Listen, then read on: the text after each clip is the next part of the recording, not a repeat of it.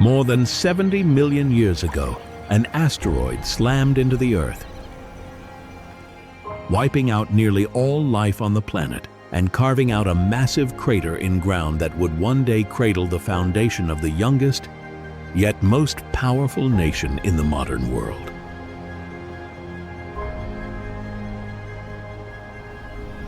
Beneath the feet of millions of tourists, a volcano still sleeps, patient and unnoticed. In the desert, heat can turn deadly in a matter of hours, a landscape indifferent to the people who cross it.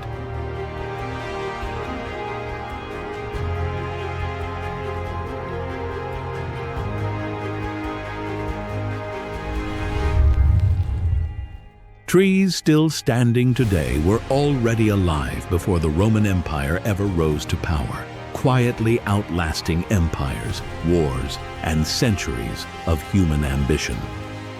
Glaciers once carved canyons a mile deep, leaving scars written across the land in solid rock. And fault lines still tremble beneath the country's largest cities, a reminder that stability here has always been borrowed, never permanent. A nation barely 250 years old, standing on ground shaped over hundreds of millions of years.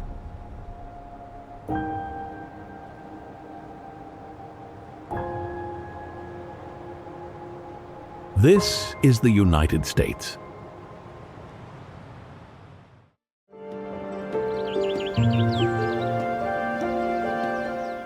In the high country of Wyoming, the ground hides something most visitors never think about.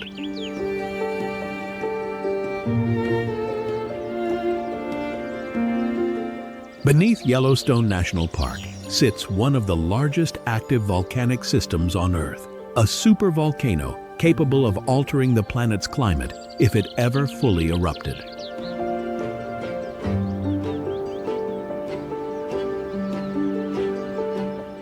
It last did exactly that 640,000 years ago, and it has been quietly recharging ever since.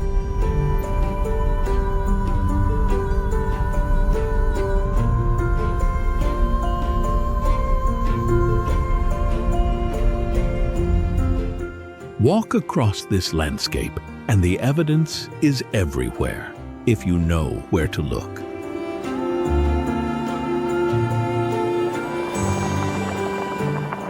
Old Faithful erupts with mechanical precision, sending boiling water 60 feet into the sky, roughly every 90 minutes. A geyser so reliable, it earned its name from pioneers who first witnessed it in the 1870s.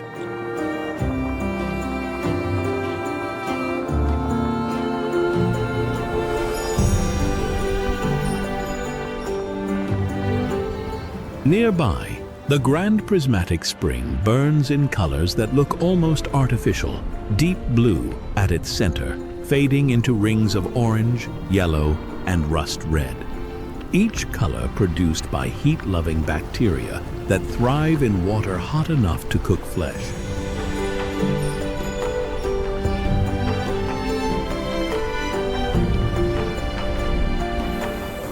The ground itself breathes. Mud pots bubble and hiss. Fumaroles exhale sulfur into the cold mountain air.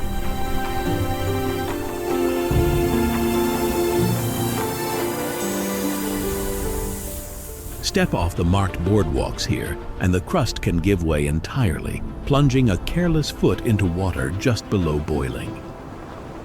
Park rangers have pulled more than one visitor from these pools, some of them fatally scalded within seconds.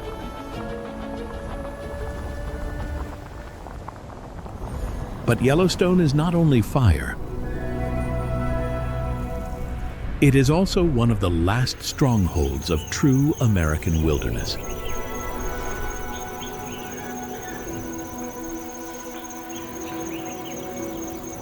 Gray wolves, hunted to extinction here by the 1930s, were reintroduced in 1995. and have since rebuilt entire packs that hunt elk across the valley floors.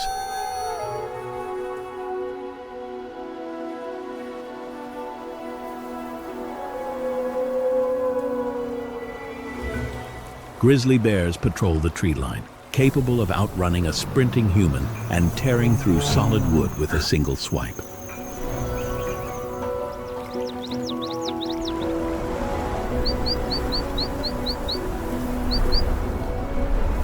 Deep inside Yellowstone, where steam rises from the earth and winter can silence an entire valley, the bison still walks like an animal from the beginning of America.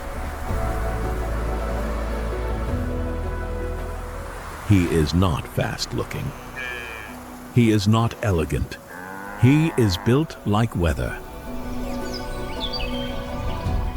A wall of muscle, horn, and dark winter fur moving across a volcanic land that never truly sleeps.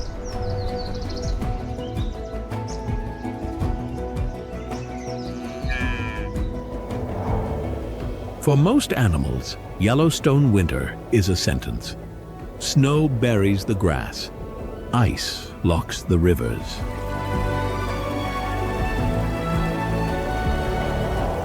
Cold turns every breath into smoke, but the bison lowers his massive head and pushes forward. His skull becomes a plow. His shoulders become an engine. Slowly, he sweeps the snow aside, uncovering the frozen grass hidden beneath. This is how he survives.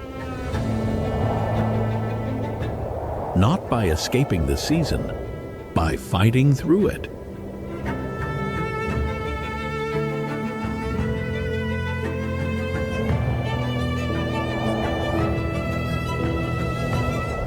In summer, the valleys change. The herds gather on open grasslands beneath mountains and geyser steam. Then the rut begins. The males grow restless. They roll in dust. They scrape the earth. They bellow across the valley with a sound so deep it seems to come from underground. Two bulls face each other. For a moment, nothing moves. Then the ground shakes. Nearly a ton of muscle crashes into another.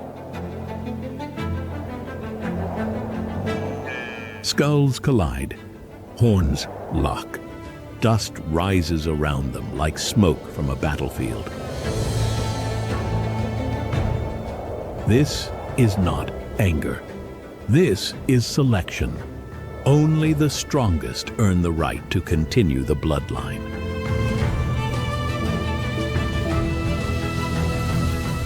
But the bison's greatest enemy was never winter, and it was never another bull. It was us.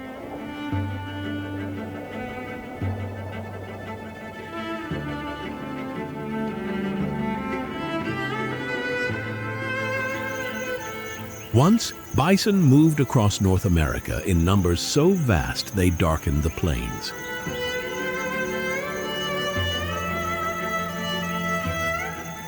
Then rifles, railroads, and expansion cut them down almost to silence.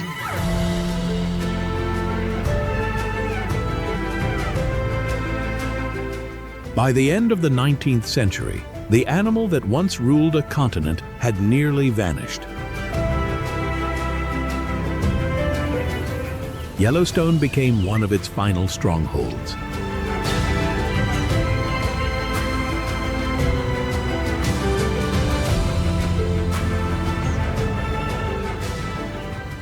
Today, every bison that crosses these valleys carries that history in its body. Each hoofprint presses into volcanic soil. Each breath rises into the freezing air. Each herd moving beneath the geysers feels like a piece of the old world refusing to die.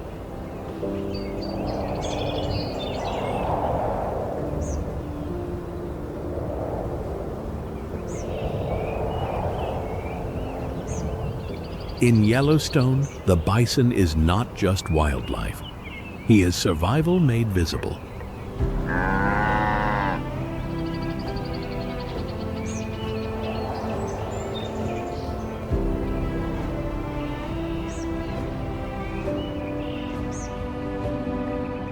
Besides, scientists estimate that if Yellowstone's supervolcano erupted at full force today, ash would bury much of the central United States and dim sunlight across the entire planet for years.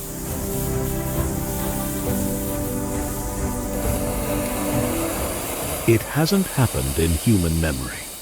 It will happen again. Nobody knows when. The same fire that built this wilderness now hums quietly beneath the most powerful nation on Earth. And almost no one visiting the boardwalks above ever stops to think about what's sleeping just a few miles beneath their boots.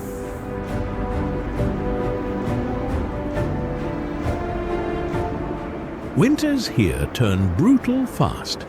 Temperatures regularly drop below -30 degrees Celsius, and bison have been recorded using their massive skulls like snowplows, sweeping aside drifts more than a meter deep just to reach the dead grass underneath.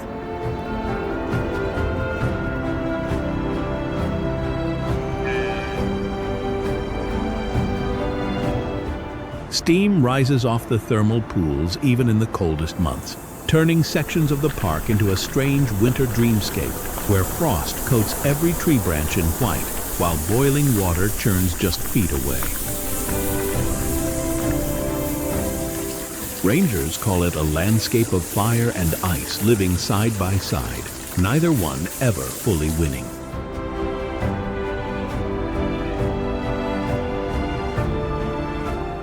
Every year, more than 4 million people walk these boardwalks, most never realizing that the entire park sits inside the caldera of the very supervolcano they came to photograph.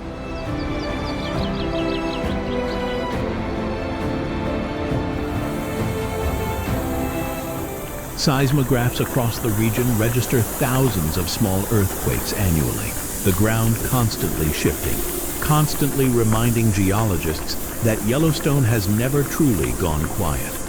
It is simply resting.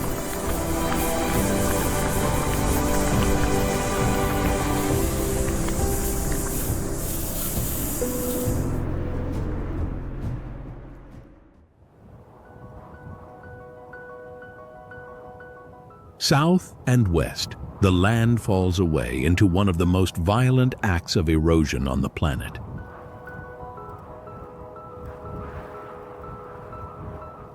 The Grand Canyon stretches 277 miles long and plunges over a mile deep, carved by the Colorado River over roughly 6 million years.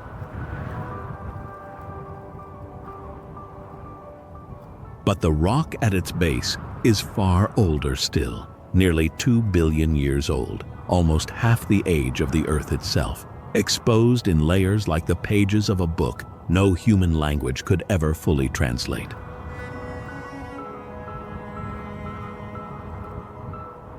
Stand at the rim at sunrise, and the canyon changes color by the minute, rust red sliding into gold, then violet as shadows pool in its depths.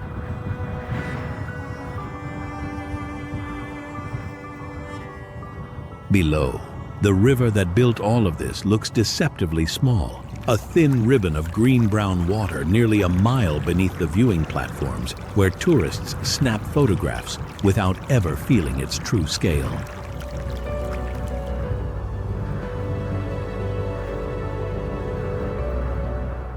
Further south, the land turns hostile in an entirely different way.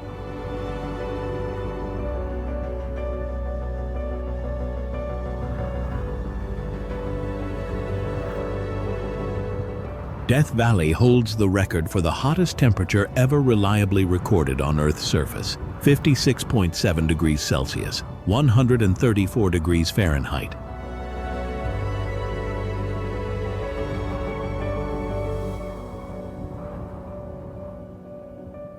The ground here can reach temperatures hot enough to fry an egg within minutes.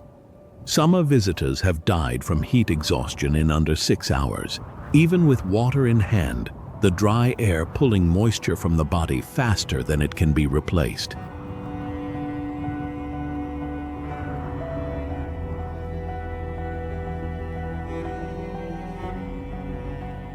The valley earned its name from a group of pioneers in 1849 who became lost trying to cross it on their way to the California goldfields.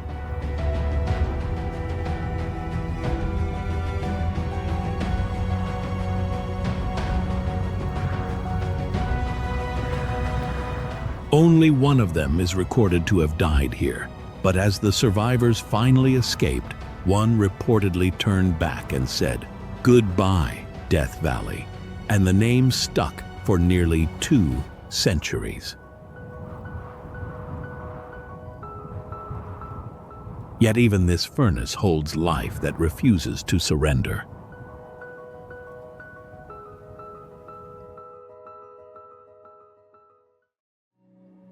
The sidewinder rattlesnake moves across scorching sand, using a strange looping motion that minimizes contact with the burning ground.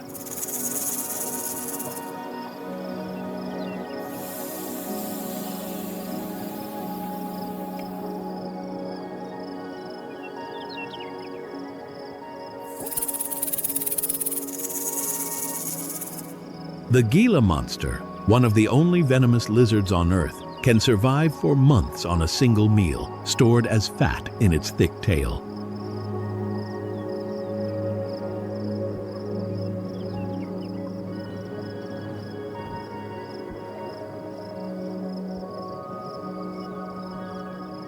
And scattered through these deserts, ancient native communities, the Navajo, the Hopi, the Havasupai, have lived in rhythm with this brutal land for over 1,000 years.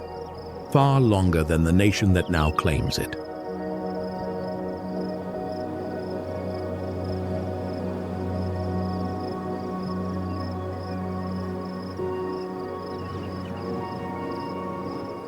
The Havasupai people still live deep within a side canyon of the Grand Canyon itself, accessible only by an 8-mile hike down switchback trails where turquoise waterfalls cascade through red rock in a scene that feels imported from another planet entirely.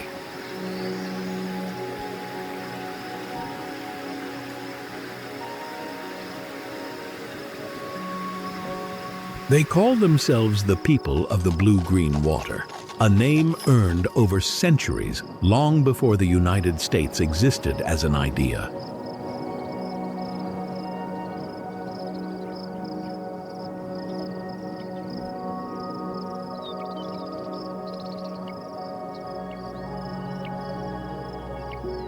Between the canyon and the valley, the desert hides one more contradiction.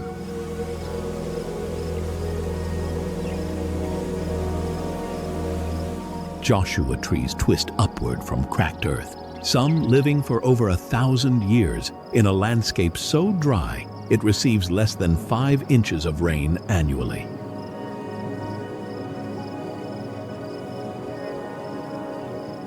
At night, the same desert that kills by day turns hauntingly beautiful, the absence of humidity and city lights revealing star fields so dense that early astronomers built some of their most important observatories directly into these mountains.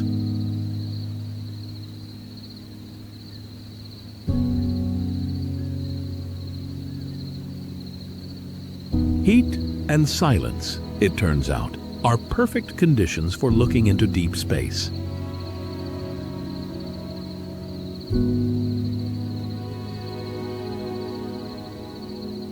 Even now, search and rescue teams in Death Valley and the surrounding deserts respond to dozens of heat-related emergencies every summer. Hikers who underestimated a landscape that offers almost no mercy and very little warning before the body begins to fail.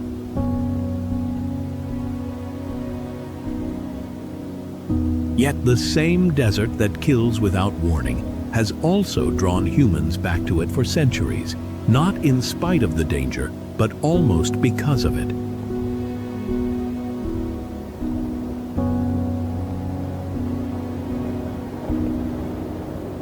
Petroglyphs carved into canyon walls by ancestral Puebloan peoples date back over 1,000 years. Spirals and animal figures etched into rock faces that still bake under the same merciless sun today.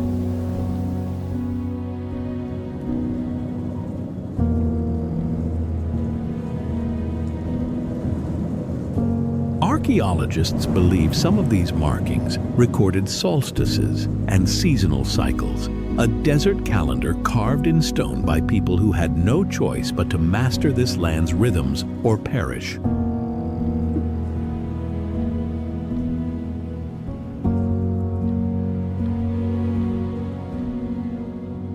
Modern engineers have tried to tame fragments of this same desert with mixed success. The Hoover Dam, completed in 1936 across the Colorado River, holds back Lake Mead, once the largest reservoir in the United States by volume, supplying water and electricity to millions of people across Nevada, Arizona, and California.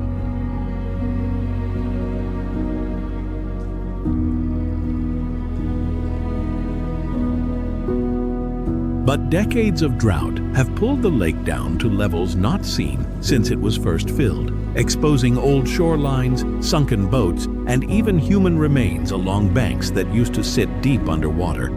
A slow-motion reminder that the desert always eventually reclaims what it lends.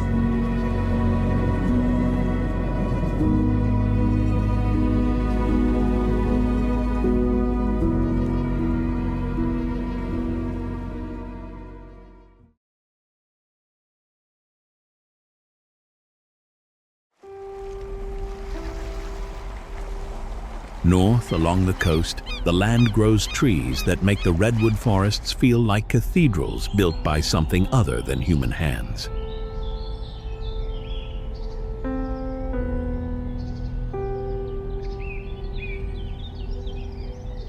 Sequoia trees in California's Sierra Nevada can live more than 3,000 years, meaning some of these trees were already centuries old when the Roman Empire was founded.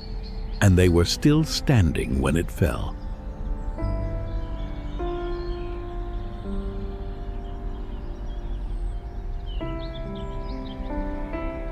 The largest of them, General Sherman, weighs an estimated 2.7 million pounds, making it the most massive living single-stem tree on the planet.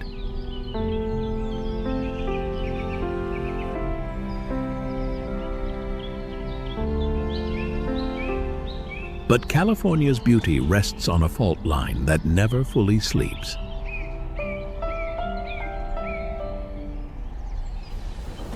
The San Andreas Fault runs nearly 800 miles through the state, the boundary where the Pacific and North American tectonic plates grind against each other in a slow, relentless struggle.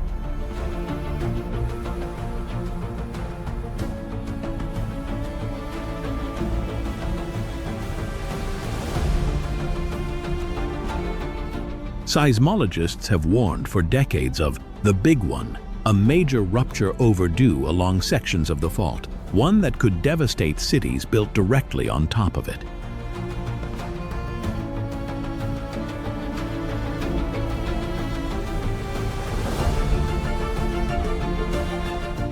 San Francisco already knows what that looks like.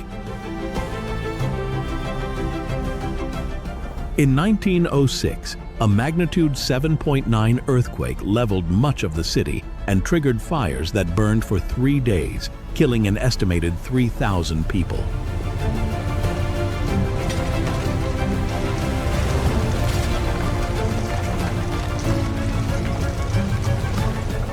Today, skyscrapers rise on the same ground, engineered with base isolators and flexible steel frames designed to sway rather than shatter. A modern gamble against an ancient force that has not gone away.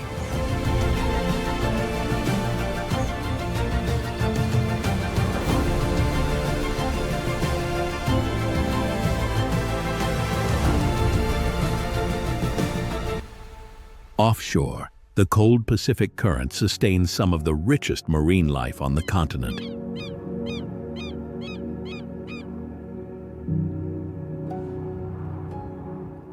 Gray whales migrate along this coastline twice a year, traveling over 10,000 miles between Alaska and Mexico, one of the longest migrations of any mammal on Earth.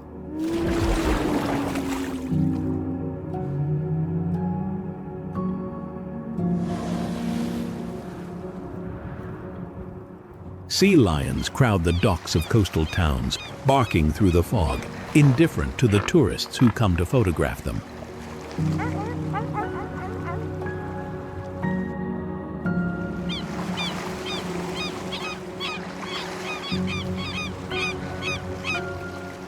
It is a strange kind of confidence, building a global technology and entertainment empire directly on top of a fault line that geologists say could rupture catastrophically at any moment. But this is America's pattern again and again, building its boldest ambitions on top of its oldest, most unstable ground.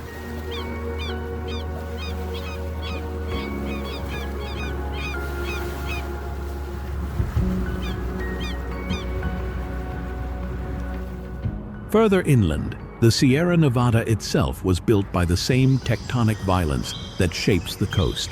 A granite spine thrust skyward over millions of years, now capped in winter by snowpack that supplies drinking water to over 25 million Californians.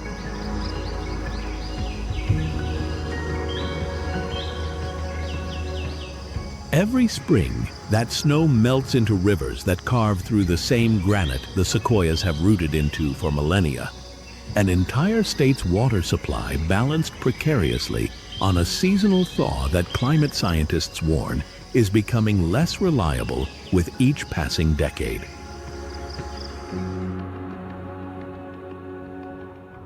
And just beneath the surface calm of California's coastline, marine biologists track an entirely different kind of giant.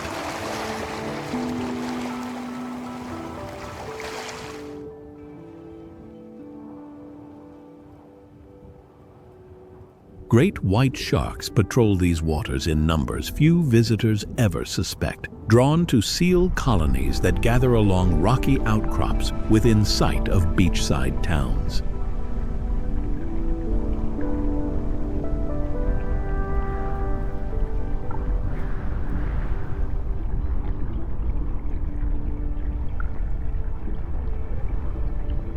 It is a strange contradiction even by American standards. Surfers and software engineers sharing the same ocean with one of the planet's most efficient predators, separated some days by no more than a few hundred meters of cold Pacific water.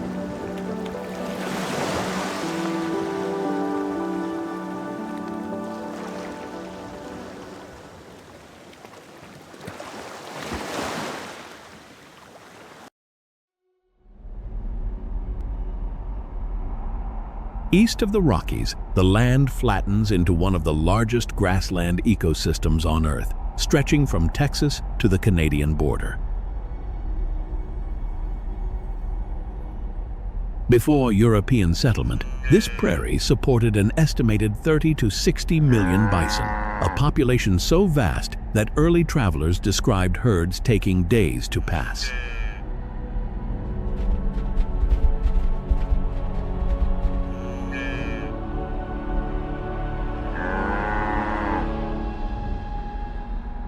This same region produces some of the most violent weather on the planet. A stretch of land nicknamed Tornado Alley, running through Texas, Oklahoma, and Kansas, experiences more tornadoes per square mile than almost anywhere else on Earth.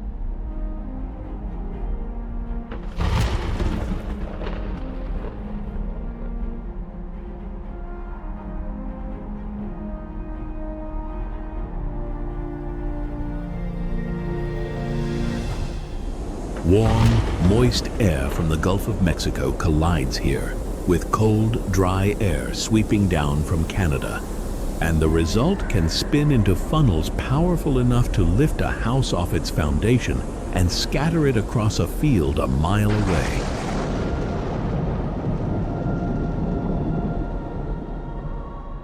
The deadliest tornado on record in 1925 carved a continuous path of destruction nearly 219 miles long.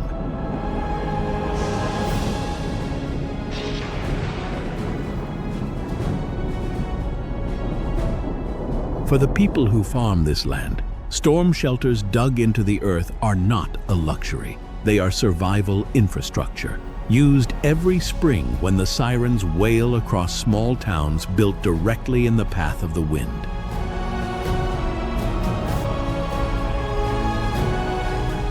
But the prairie carries an older wound than weather. This same land was once home to dozens of native nations who depended on the bison for nearly everything: food, shelter, tools, clothing.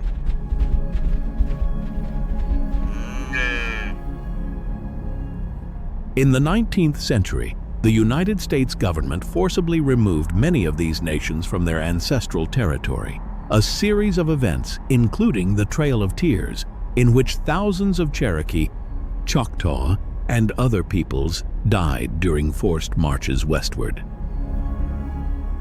The bison herds were deliberately hunted toward extinction in the same decades, a strategy aimed at breaking native resistance by destroying the animal their entire way of life depended on.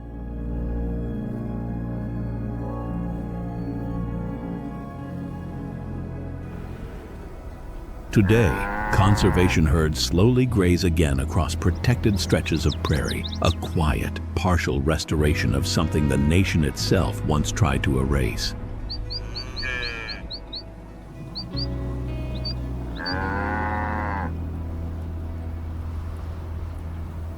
The plains hold one more extreme few outsiders associate with the region. In winter, the same flat, open ground that breeds tornadoes in spring becomes a corridor for blizzards, and ground blizzards so severe that visibility can drop to zero in minutes, stranding travelers on highways that stretch for miles without a single building in sight.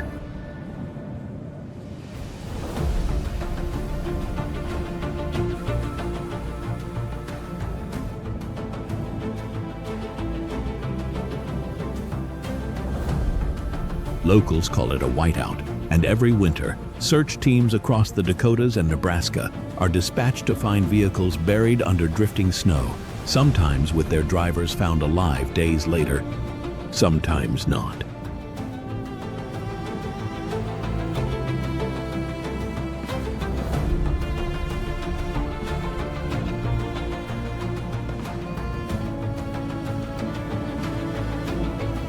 It is a landscape defined entirely by sky. No mountains to block the wind, no forests to soften the storms. Just grass and horizon stretching in every direction, and weather systems that can turn from calm to lethal faster than almost anywhere else in North America.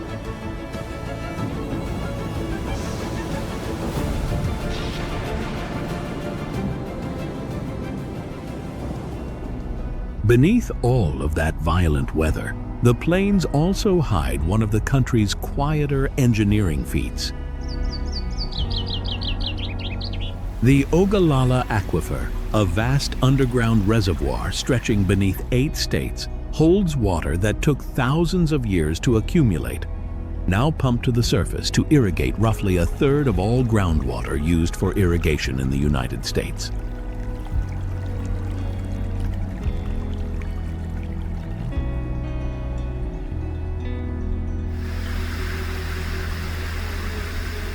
Farmers here have built an agricultural empire on top of an ancient, largely non-renewable resource, drawing it down far faster than nature can refill it.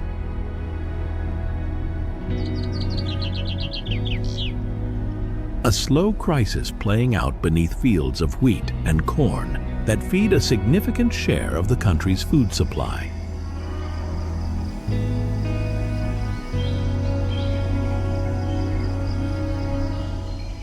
It is, in its own way, the same story the whole continent keeps telling.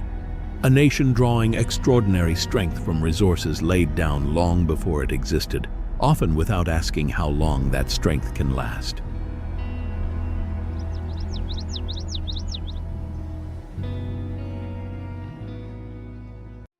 Far to the east, on an island once home to the Lenape people, who called it Mannahatta, Island of Many Hills, a different kind of force took shape.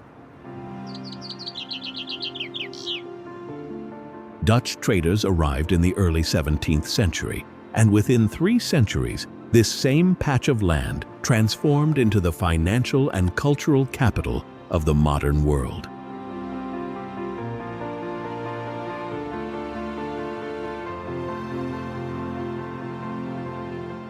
New York's skyline now rises in dense clusters of steel and glass, a vertical city built on bedrock solid enough to support some of the tallest structures ever engineered.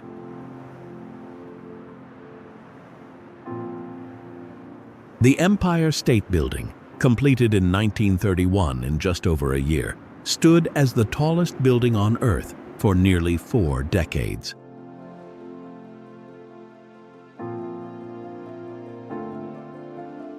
Beneath the streets, more than 472 subway stations move over 5 million riders a day through tunnels blasted directly into Manhattan's schist rock that has existed for over 450 million years.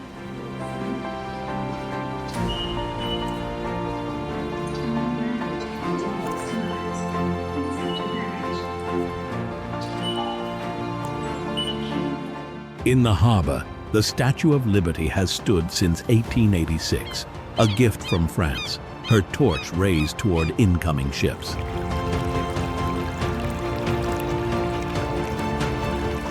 Between 1892 and 1954, over 12 million immigrants passed through nearby Ellis Island, many seeing her silhouette as the first sign that they had reached a new life. For generations, she became shorthand for an idea the country told about itself, a place where anyone could begin again.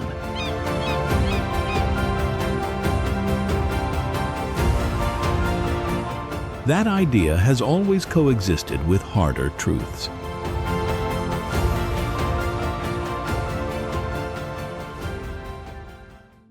The same city carries deep scars.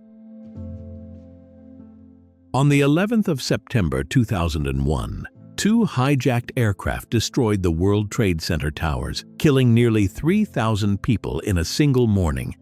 An attack that reshaped American foreign policy and security for decades afterward.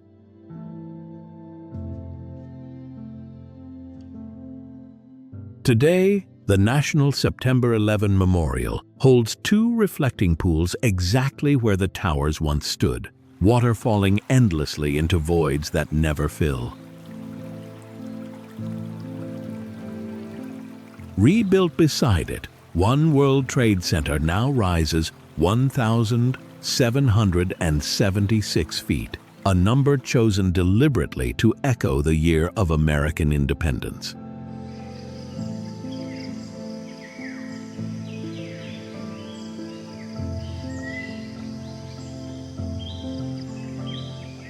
The tower stands as the tallest building in the Western Hemisphere, a deliberate act of defiance built directly on top of tragedy.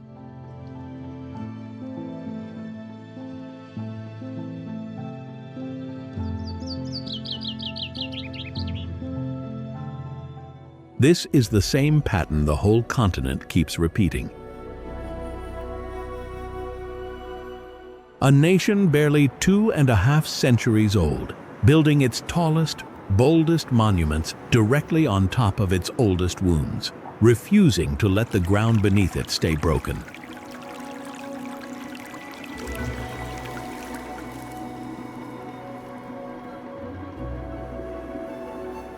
Beneath all of this concrete and steel, New York Harbor still holds traces of the wilderness it replaced. Humpback whales, once nearly driven from these waters by centuries of hunting and pollution, have returned in growing numbers over the past decade, occasionally surfacing within view of the Statue of Liberty herself, feeding on schools of menhaden that have rebounded as the harbor slowly cleans itself. It is an unlikely image, a humpback whale breaching in the same water where container ships and ferries cross every few minutes, ancient and modern sharing the same narrow channel without either one fully noticing the other.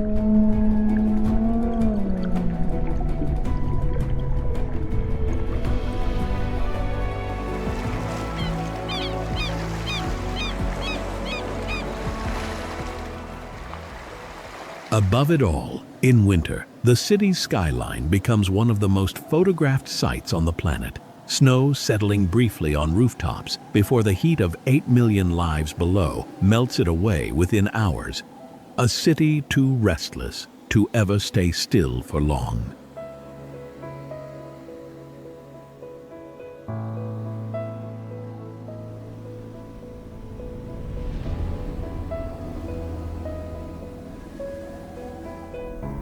Across the river, the borough of Brooklyn alone now holds more people than most American cities combined, a density unmatched almost anywhere else on the continent, where 5 boroughs that were once separate towns and farmland fused into a single, sleepless organism over barely a century and a half.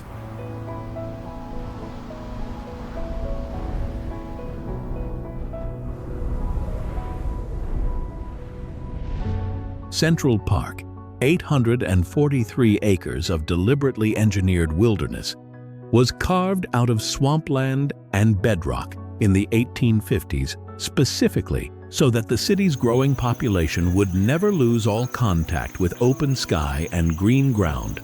An artificial wilderness inside the most artificial city in the country.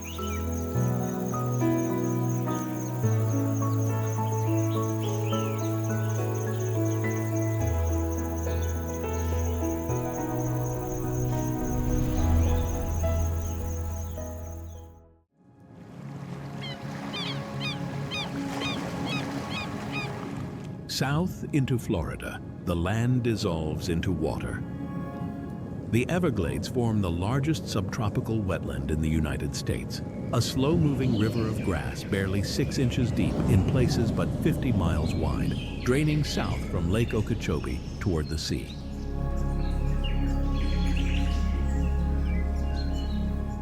Early surveyors called it worthless swamp.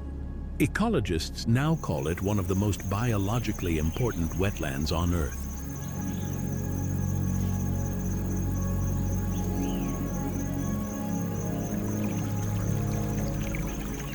American alligators rule these waters, apex predators capable of bursts of speed on land that can outrun an unprepared human over short distances.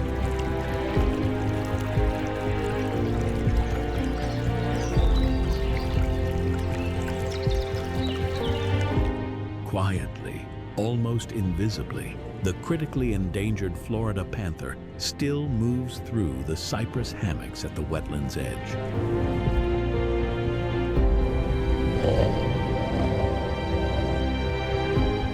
Fewer than 200 estimated to remain in the wild, the last big cat population east of the Mississippi River.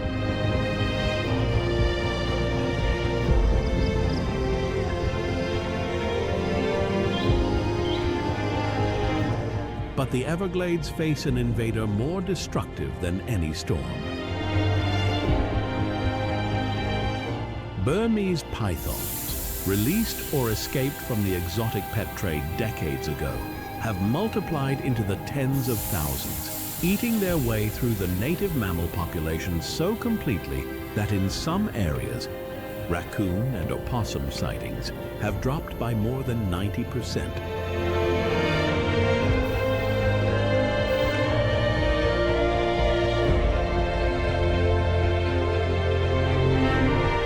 Wildlife agencies now hold public hunts each year, offering cash prizes to hunters who can remove the snakes by hand. A strange modern war against an ecological disaster decades in the making.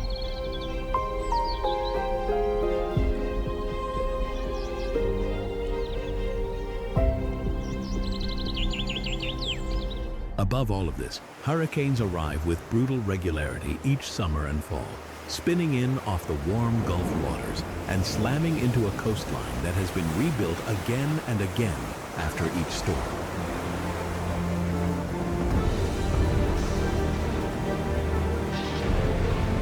Florida sits directly in the path of more landfalling hurricanes than any other state in the country. A yearly gamble the entire region has learned to live inside.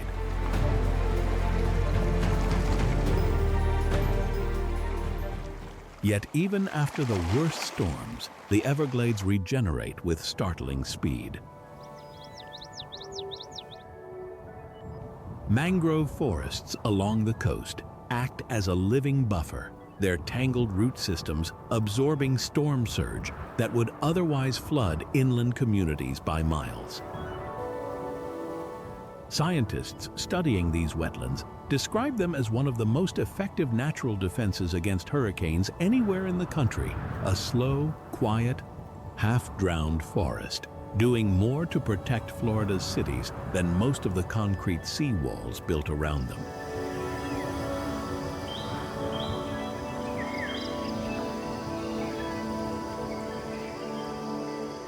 Beneath the surface, manatees drift through the warmer inland canals each winter, gentle giants weighing up to 590 kilograms, gathering near power plant outflows for warmth, completely unbothered by the kayakers who paddle past close enough to touch them.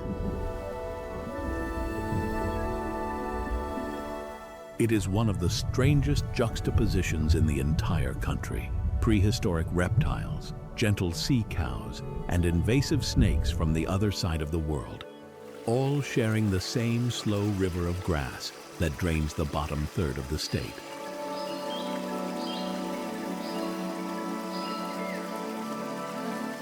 Conservationists now call the Everglades one of the most ambitious ecological restoration projects in American history, a multi-decade, multi-billion-dollar effort to undo a century of canals and levees built to drain the swamp for agriculture and development.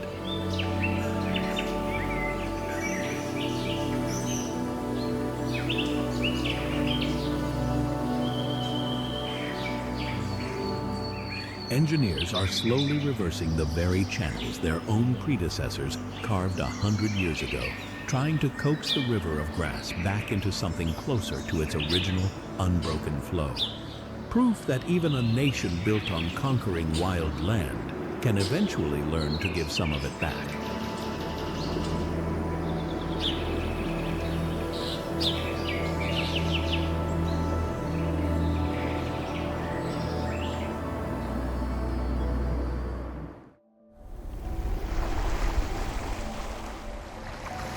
Thousands of miles from the mainland, two states stretch America's borders into landscapes that barely feel like the same country. In the Pacific, the islands of Hawaii are still being born.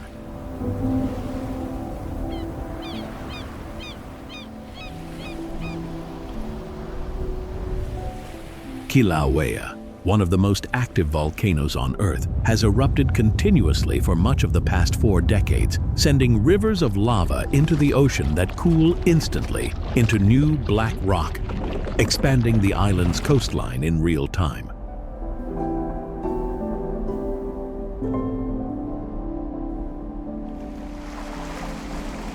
Locals describe watching the lava glow at night from their porches, an entire island still under active construction by the planet itself.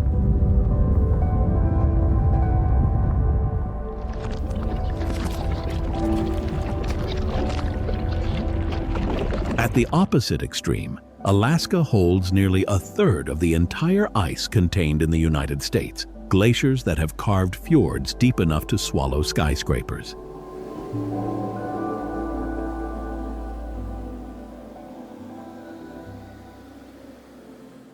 Polar bears hunt across sea ice that thins a little more with each passing year, and in the depths of winter, parts of the state experience weeks of near-total darkness.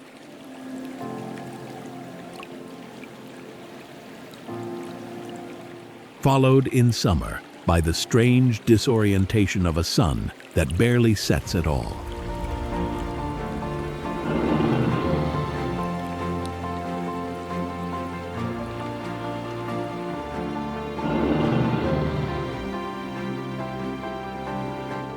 Both states share something the mainland rarely has to face directly: visible, accelerating change.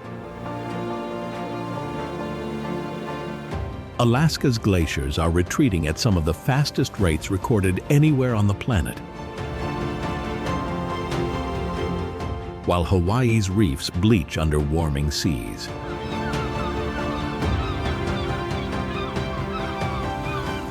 These two far-flung corners of the country, one built from fire, one preserved in ice, stand as the clearest warning signs of how quickly even ancient landscapes can be reshaped within a single human lifetime.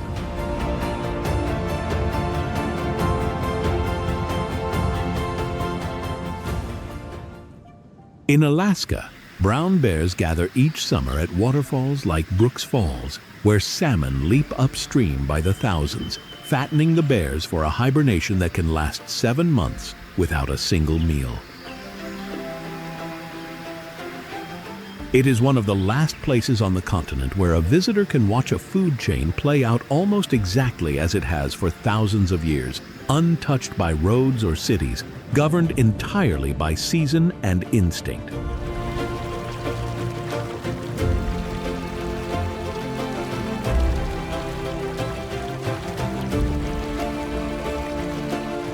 In Hawaii, meanwhile, humpback whales migrate over 5,000 kilometers each winter from Alaska's cold waters to breed in the warm shallows surrounding the islands.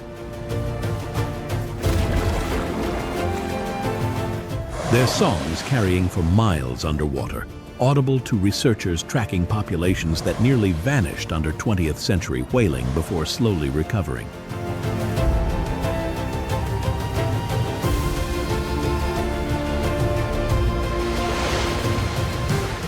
Two states, two oceans apart from the mainland, both still defined far more by wild migration patterns than by any human calendar.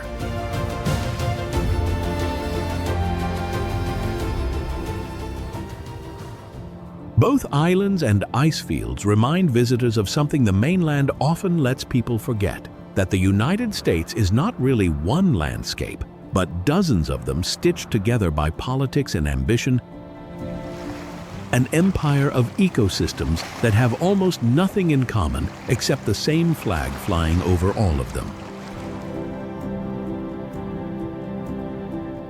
A desert that kills by noon. A swamp that drowns slowly. A glacier retreating by the year. A volcano building new coastline in real time. Each one operating on its own timeline, completely indifferent to the short, frantic history of the nation that claims it.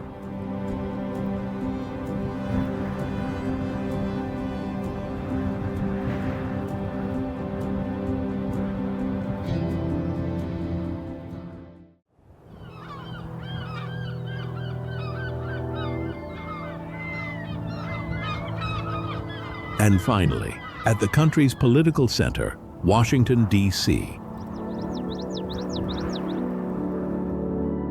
sits on land chosen deliberately in 1790 as neutral ground between northern and southern states, a capital built from nothing into the seat of the most powerful government on earth.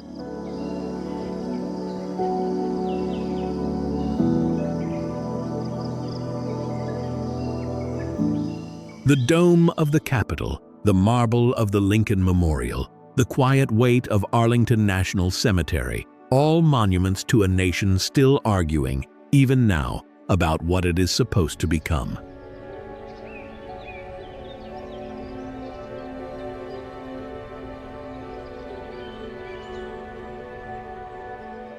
Seen from above, the city's avenues trace shapes some still read as pentagrams and Masonic symbols, a pattern historians dismiss as coincidence, but popular imagination has never quite let go of, since Pierre l'Enfant and many of the nation's founders were Freemasons themselves.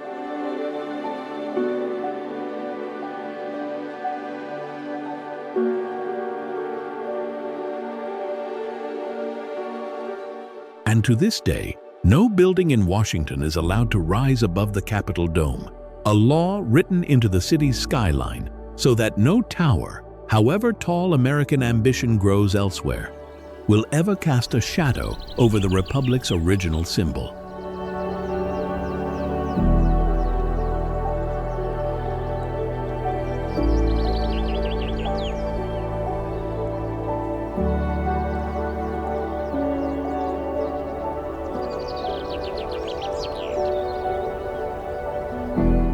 Not far away, in California's Silicon Valley, the same restless ambition that once pushed wagons across deserts and rails across mountains now pushes the boundaries of computing, artificial intelligence, and space travel.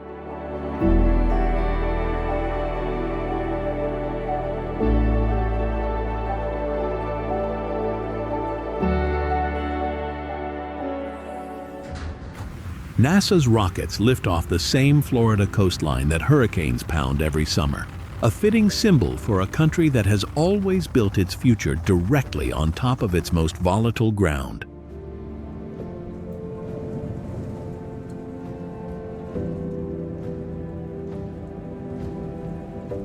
Across the country, scientists, engineers, and dreamers continue pushing into territory the rest of the world has not yet reached. From reusable rockets designed to land themselves back on the pad they launched from, to research labs mapping the human genome in buildings built on land that, 2 centuries ago, was still considered the edge of the known world.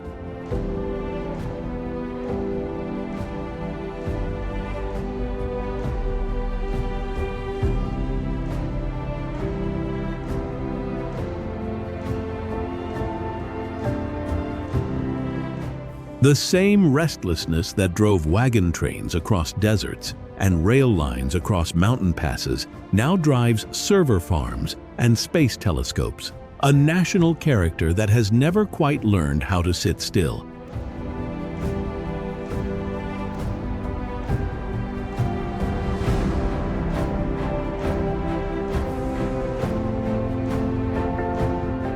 A nation barely 250 years old. Standing on a continent shaped by asteroid impacts, supervolcanoes, ice ages, and fault lines that have existed for hundreds of millions of years.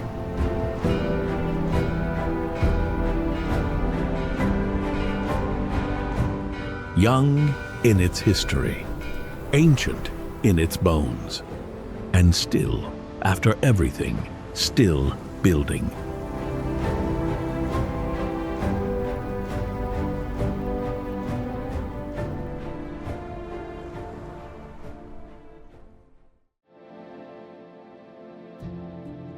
A nation barely 250 years old, resting on a continent shaped by asteroid impacts, supervolcanoes, ice ages, and fault lines that have existed for hundreds of millions of years.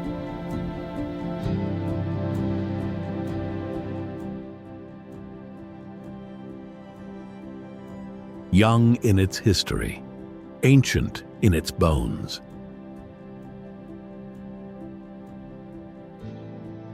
A country that raised its tallest towers above its deepest wounds, built its boldest cities on its most unstable ground, and staked its entire future on forces it still cannot fully control.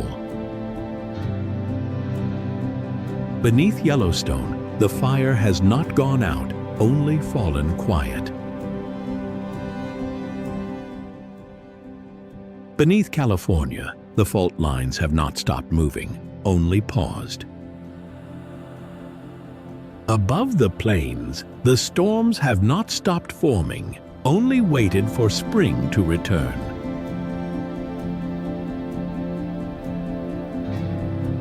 And still, this restless, unfinished nation keeps building anyway, laying foundation after foundation on top of the very forces that could one day take it all away, refusing to stop, refusing to look away, refusing to believe that the ground beneath it will ever have the final word.